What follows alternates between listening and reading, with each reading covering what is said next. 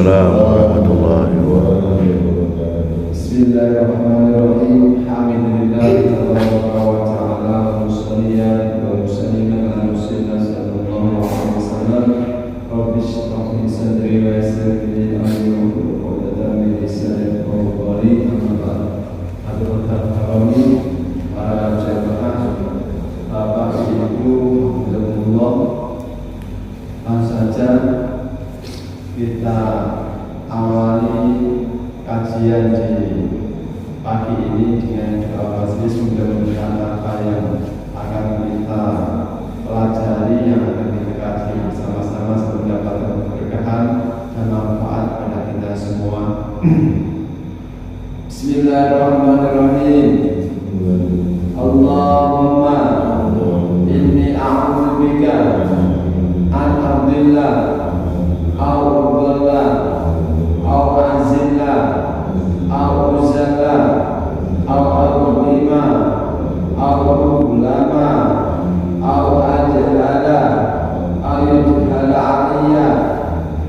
Rabbi zidni ilma wasi'ni fi rizqi wabarik li fima razaqtani waj'alni mahbuban fi qulubi ibadik wa azizan fi uyunihim waj'alni wajihan fid dunya wal akhirah wa minal muqarrabin ya katsiran nawal ya hasanal fi'al ya qaiman bila zawal ya mubdian bila mital falakal hamdu walakal minnatu walakal syarafu ala kulli hal.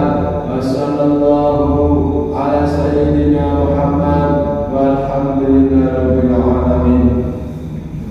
Selanjutnya mari kita baca bersama-sama hadis yang ke-18. An Abidah Jundub bin Junadah wa Abi Abdurrahman Mu'ad bin Jabal radhiyallahu anhuma an Rasulillah sallallahu alaihi wasallam qala ittaqillah haitsu ma kunta wa'atbi'is sayyi'ah al-hasanata tamhuha wa khaliqin nas bil khuluqin hasanin. Rawahu at-Tirmidzi wa qala haditsun hasanun wa fi ba'dil musah hasanun sahihun. Bapak Ibu hafizahullah, hadis yang ke-18 ini diceritakan oleh dua orang sahabat. Yang pertama Abu Dzar Jundub bin Junadah, yang kedua adalah Abi Abdurrahman Mu'ad bin Jabal radhiyallahu anhu. Mu'ad bin Jabal ini termasuk salah seorang sahabat yang selalu ikut pada taklimnya Rasulullah. Ketika Rasulullah mengadakan taklim, beliau selalu mengikuti kajian-kajian yang disampaikan oleh Rasulullah. Beliau termasuk seorang sahabat yang miskin, tapi beliau aktif berjamaah, aktif selalu berada pada halqah taklimnya Rasulullah sallallahu alaihi wasallam. Pada suatu hari sahabat Mu'ad bin Jabal ini ketahuan tidak ikut jamaah sholat maktubah bersama Rasulullah. Rasulullah kaget Kenapa? Dan bertanya pada para sahabat-sahabat yang lain, kenapa hari-hari ini Mu'adz bin Jabal tidak kelihatan, tidak ikut berjamaah di masjid? Tidak ada yang tahu. Dijawab para sahabat tidak ada yang tahu, sampai-sampai beliau pada hari Jumat beliau tidak mengikuti sholat Jumat di masjid, sehingga Rasulullah kaget dengan keadaan sahabat Mu'adz bin Jabal.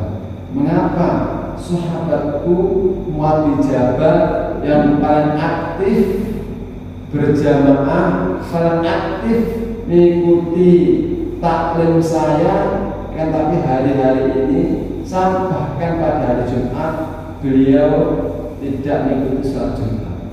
Kemudian Rasulullah mendatangi rumah beliau. Setelah ditanya, wahai sahabat Mu'adz bin Jabal, mengapa hari-hari ini engkau tidak ikut sholat berjamaah di masjid, bahkan pada hari Jumat engkau tidak mengikuti sholat Jumat di masjid? Dijawab sahabat Mu'adz bin Jabal, karena saya mempunyai hutang dengan orang Yahudi dan saya takut keluar dari masjid, keluar dari rumah, pergi ke masjid, khawatir nanti ketahuan dan diminta ditagih terus. Karena setiap hari orang Yahudi ini selalu mendatangi rumahku, meminta uangnya, meminta agar saya untuk membayar hutangnya. Oh gitu ya Mu'adz, gimana kalau saya ajari doa agar kamu bisa cepat membayar hutang, meski yang tidak disangka-sangka datangnya rezeki itu. Ini berkata Rasulullah, qala ala u'allimuka du'a'un in kana 'alaikatin mislu khudin dhahaban taqdihillahu anka. Kata Rasulullah, ala u'allimuka, apakah kau mau saya ajari doa apabila engkau mempunyai hutang sebesar emas gunung Uhud, nanti Allah akan melunasi hutang kamu. Faqala bala ya Rasulullah, kemudian jawab sahabat Mu'adz bin Jabal, na'am bin Rasulullah, saya mau. Kemudian Rasulullah mengajarkan pada sahabat Mu'adz bin Jabal doa untuk pelunas hutang. Kul, kata Rasulullah, kul Allahumma ya farijal ham wa kashifad dur wa mujiba da'watil muttar rahmanad dunya wal akhirah wa rahimahuma irhamni fi qada'i daini rahmatan tunili biha an rahmati min siwa. Ini doa yang diajarkan oleh Rasul pada sahabat Mu'adz bin Jabal agar cepat untuk melunasi hutang yang rizkinya tidak tahu datangnya dari arah mana, tetapi dengan membaca doa ini sebab Mu'adz bin Jabal cepat bisa melunasi hutang. Ini doa ini juga pernah disampaikan oleh Habib Ahmad bin Naufal bin Jindan. Doa ini ingin melihat doa ini pernah disampaikan oleh Habib Ahmad bin Naufal bin Jindan. Lihat di YouTube beliau cara melunasi hutang. Nanti jangan searching di situ akan kelihatan akan tampil sahabat Ahmad bin Naufal bin Jindan mengijazahkan doa ini seperti yang diijazahkan Rasulullah kepada Mu'adz bin Jabal. Kemudian setelah diajari doa seperti itu, qala Mu'adz radhiyallahu ta'ala fawadatu ala faqudiya anni dzalik. Setelah diajari doa seperti itu, sahabat Mu'adz bin Jabal istiqomah membaca doa itu dan hutang-hutangnya segera dilunasi, mendapatkan rezeki yang luas, rezeki yang berkah, cepat untuk melunasi hutang beliau. Allahumma ya farijal, ya Allah, ya farijal yang menghilangkan kegalauan, wa kasifadhu yang menyikat kesedihan, wa mujiba da'watil mutor yang mengabulkan doanya orang-orang yang dalam kesempitan banyak hutangnya, rohmanat dunia dengan kasih sayangnya Allah di dunia wal akhirah dan di akhirat. Rahimahumma irhamni ya Allah, kasihanilah saya fi qadha ini dalam menyaur hutangku, rahmatan tudinin biha dengan rahmatku yang mencukupi aku, an rahmati min siwa dari rahmat-rahmat selain dari panjenengan. Ini doa yang dijajahkan Rasul kepada Mu'adz bin Jabal. Dengan membaca doa itu, hutang-hutangnya cepat terlunasi dari Mu'adz bin Jabal. Ini bisa panjang amalkan kalau ingin menghafalkan, atau ingin jelaskan bisa jangan lihat di YouTube-nya Habib Ahmad bin Naufal bin Jindan cara melunasi hutang dengan cepat. Kemudian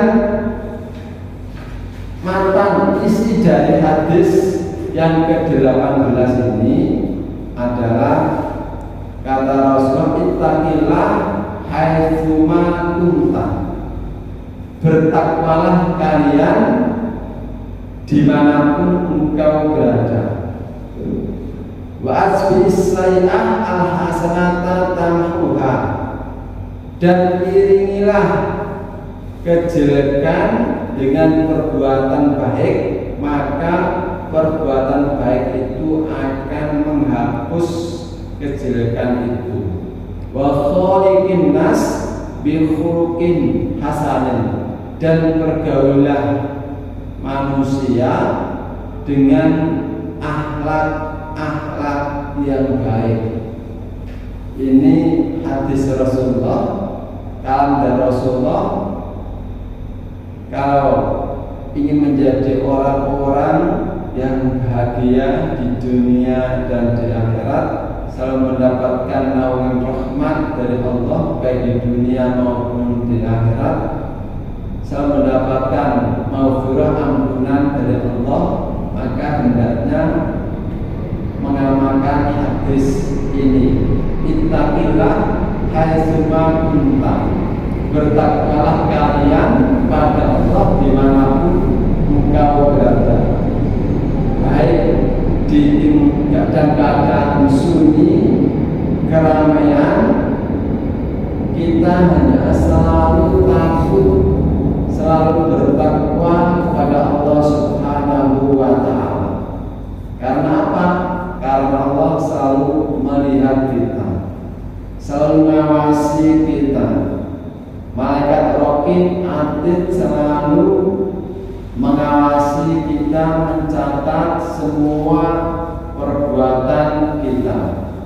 Ama yalfidu min qaulin illa ladaihi raqibun atid.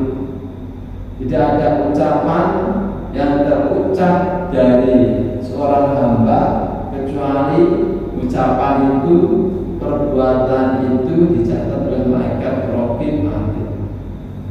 Dimanapun kita berada hendaknya selalu bertakwa pada Allah Subhanahu wa Ta'ala.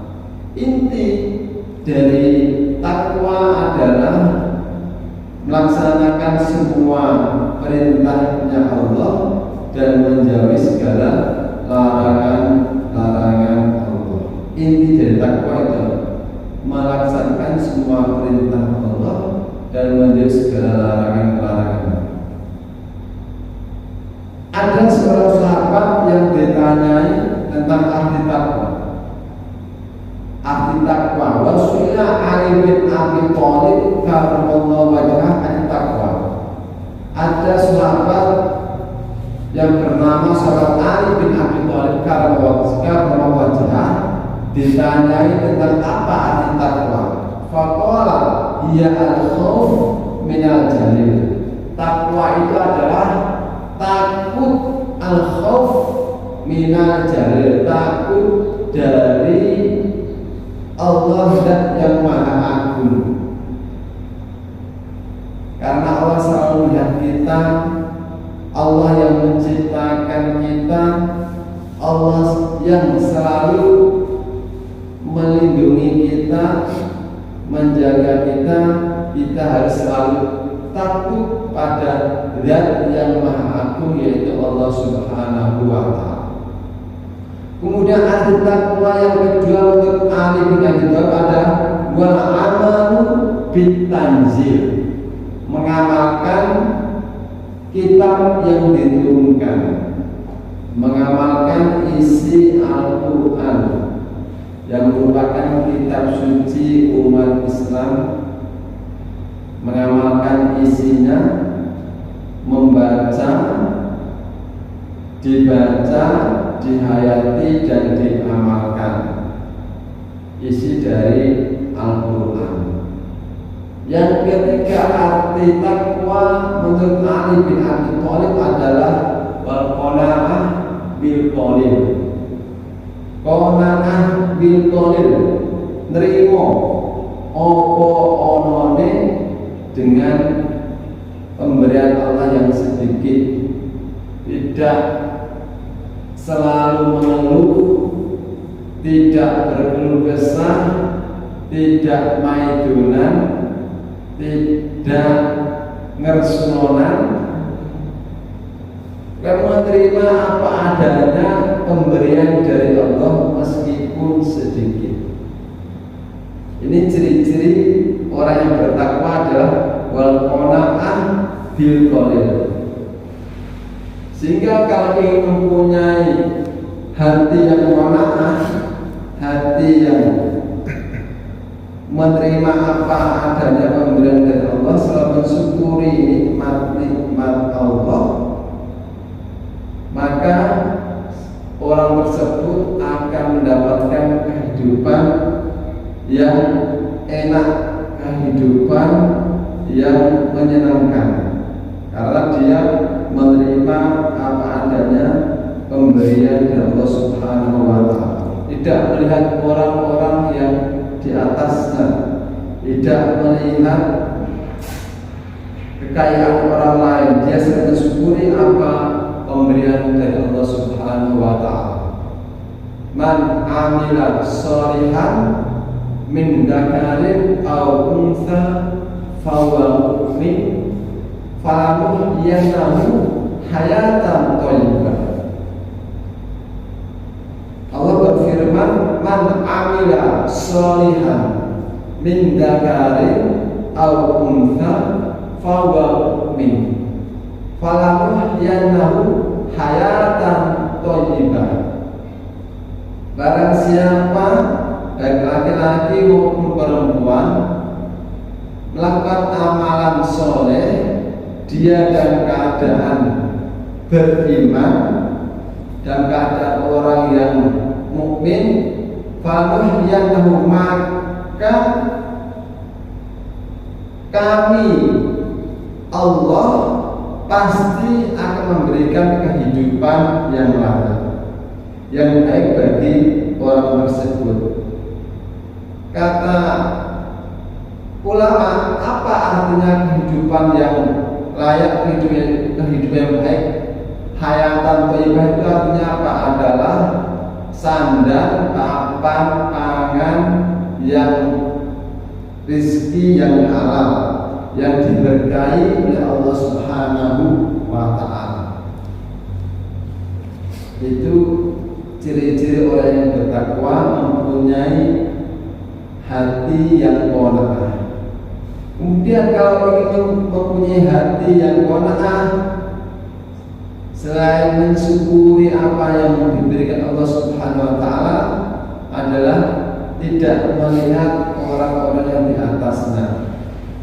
Seperti yang disampaikan Rasulullah, kalau kalian ingin mensyukuri nikmat-nikmat Allah, hidup kalian ingin bahagia, maka lihatlah orang-orang yang di atas kalian, tapi lihatlah orang-orang yang ada di bawah kalian.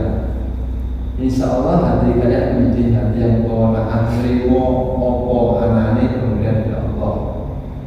Kemudian arti yang keempat menurut Ali bin Abi Thalib, takwa adalah wal isti'dad li yaumir rahil, mempersiapkan diri untuk hari-hari setelah dia meninggal, untuk mempersiapkan diri di kemudian hari setelah meninggal. Jadi dia semasa hidupnya memperbanyak amalan-amalan soleh, amalan jariah, meskipun orang tersebut sudah meninggal, pahalanya selalu mengalir pada dia. Idza mata ibnu Adam in qata'a amalu illa min salasatin shadaqatin jariyatin aw ilmin yuntafa'u bi aw waladin sholihin yad'u lahu. Semua amalan anak Adam akan terputus setelah dia meninggal kecuali 3 hal. Yang pertama adalah sedekah jariah, bersedekah untuk pembangunan masjid, pembangunan pondok dan lain sebagainya. Yang kedua, ilmu yang bermanfaat, ilmu yang diamalkan, ilmu yang diajarkan pada anak-anak kita atau saudara-saudara kita. MLM, apabila dia mengerti, dia mengamalkan apa yang telah kita ajari, maka kita mendapatkan pahala dari orang yang kita ajari. Multi-level lah ini. Awal dan sholihin yaitu yang ketiga adalah anak soleh yang selalu membahagiakan pada kedua orang tuanya. Ini adalah salah satu di antara amal pahala Ibnu Adam yang tidak akan terputus dan tidak akan berhenti meskipun dia sudah meninggal. Wa isti'dad li yaumir rahil, mempersiapkan diri di kemudian hari setelah dia meninggal, memperbanyak beramal soleh. Bapak Ibu hafizahullah,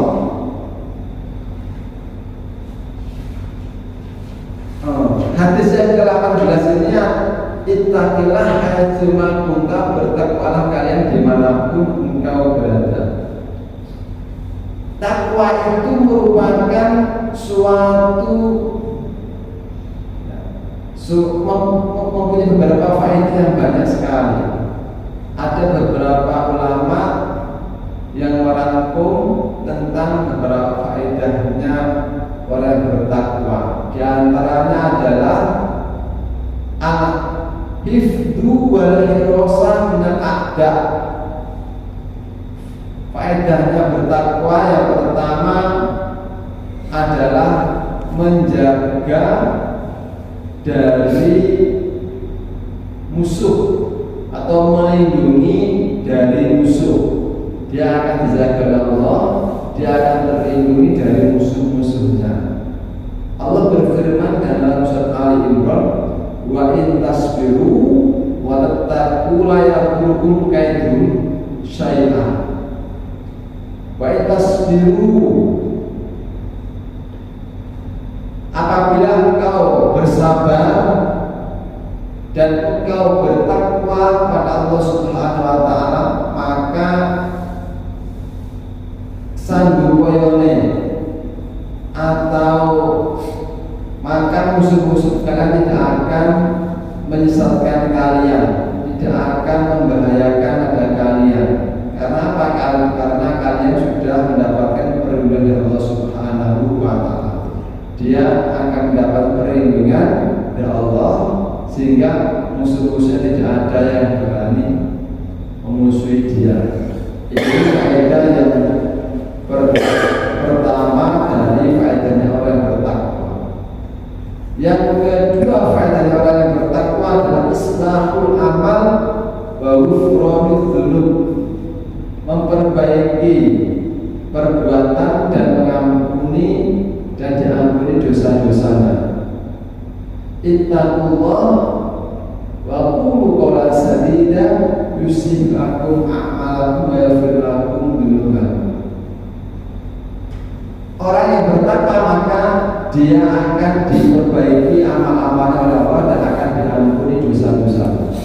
Sebagaimana firman Allah, ittaqullah, bertakwalah kalian, wa qulu qawlan sadida, dan berkatalah dengan ucapan-ucapan yang baik, ucapan-ucapan yang manis, ucapan-ucapan yang tidak menyakiti orang lain. Yusilakum a'malakum, maka Allah akan memperbaiki amal-amal kalian dan membayar lakum dzunubakum dan akan mengampuni dosa-dosa kalian. Ini arti takwa, faedah takwa yang kedua. Kemudian faedah takwa yang ketiga adalah fa'innallaha yuhibbul muttaqin. Dia akan mendapatkan kecintaan dari Allah bagi orang-orang yang bertakwa. Faedahnya yang keempat adalah al-ikram, dia akan mendapat kemuliaan dari Allah. Inna akramakum indallahi atqakum. Banyak sekali faedah-faedah dari bertakwa, masih banyak sekali.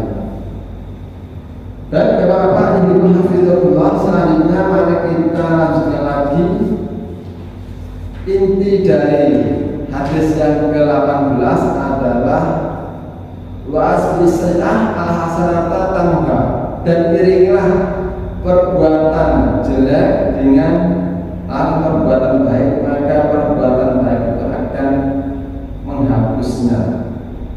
Ketika kita melakukan kesalahan, kita melakukan dosa, maka hendaknya segera untuk melakukan kebaikan, karena dengan kebaikan itu akan dihapus dosa-dosa dalam kesalahan tadi. Dengan cara apa? Dengan cara kebaikan, dengan cara kasodaqatin, seperti dengan cara bersedekah, wasolatin, cara yang baik adalah dengan cara sholat, wasaumin, berpuasa, wastighfarin, beristighfar, wadzikrin, dan berzikir, wa ghairi dzalik, dan lain sebagainya. Maka akan menghapus kesalahan tadi apabila kita melakukan kebaikan. Artinya apa? Menghapus itu, ya, ada tafsiran bahwa dengan melakukan kebaikan itu akan menghapus kejelekan. Dalam tafsir dikatakan usimha wa tudhiban min sufil malaikah haqiqah. Malaikat akan menghapus catatan tadi secara hakiki, akan dihapus beneran. Ada yang berpendapat itu cuma kinayah saja, kinayah si bahasa sindiran bahwa akan dihapus kejelekan itu. Ada beberapa pendapat. Ada yang berpendapat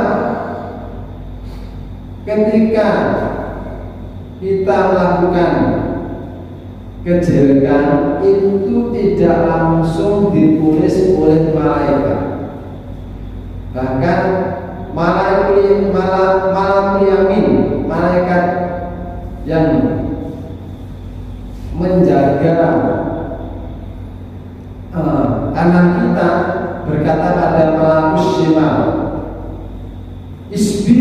yastaghfiru aw ya'tu. Malakul yamin, malaikat yang mencatat bagian kanan, bagian kebaikan, berkata pada malakus shimal, pada malaikat yang mencatat kejelekan yang berada di anggota kiri kita, bersabarlah, mungkin dia nanti akan minta ampun atau bertobat. Dengan minta ampun dan bertobat, dosa-dosanya tidak jadi ditulis oleh malakus shimal. Intinya apa? Kalau kita melakukan kejelekan, hendaknya segera diiringi dengan melakukan kebaikan agar kebaikan itu bisa menghapus kesalahan tadi, agar Allah mengampuni kesalahan kita apabila kita segera meminta ampunan dengan melakukan kebaikan tadi. Dengan cara apa? Banyak sekali kebaikan itu yang bersedekah, membaca istighfar, membaca kalimat thayyibah dan lain sebagainya. Intinya harus segera diiringi dengan kebaikan. Bukan artinya begini.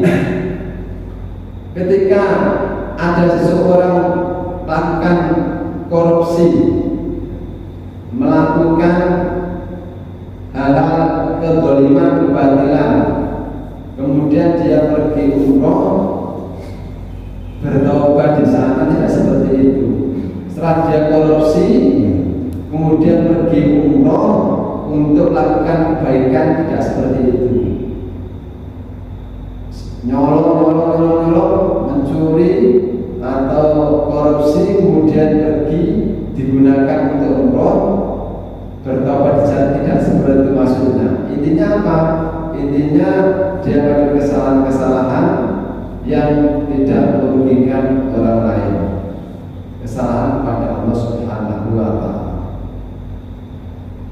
Mungkin dia telah berkata-kata atau dia lalai tidak melakukan banyak zikir, atau dia melakukan kesalahan, segera melakukan taubat kepada Allah Subhanahu wa Ta'ala. Wa khaliqin nas bi khuluqin hasanin. Kemudian wasiat Rasulullah pada sahabat Abu Dhar dan Abdurrahman bin Jabal adalah wa khaliqin nas, berseramulah pada manusia dengan akhlak yang baik. Ketika kita bertetangga, ketika kita menjadi persahabatan dengan orang lain, hendaknya selalu menjaga, dihiasi persahabatan kita dengan akhlak yang baik. Karena apa? Karena dengan akhlak yang baik ini kita tidak menyakiti persahabatan kita, tidak menyakiti orang-orang yang ada di sekitar kita. Karena mulut itu akhlak yang baik, akhlak yang baik akan menghasilkan suatu perbuatan pertemanan yang baik. Tidak saling menyakiti, selalu menjaga kebaikan pada sesama persahabatan kita, sama saudara-saudara kita.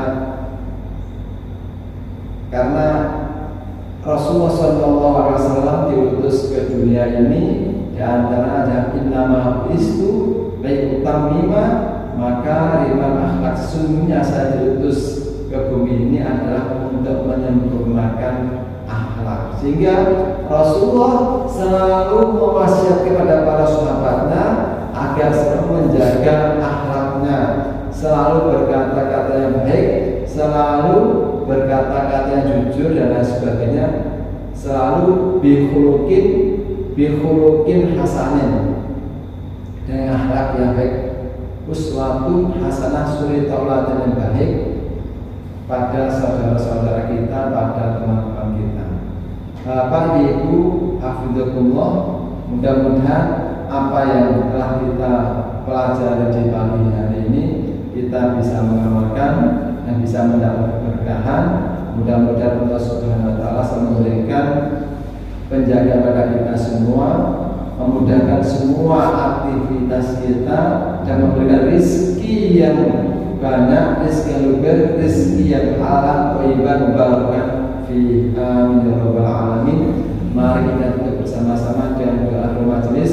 Subhanakallahumma wa bihamdik asyhadu an la ilaha illa anta astaghfiruka wa atubu ilaik. Wa sallallahu ala sayyidina Muhammad walhamdulillahi rabbil alamin. Wa afu minkum. Wassalamu alaikum warahmatullahi wabarakatuh.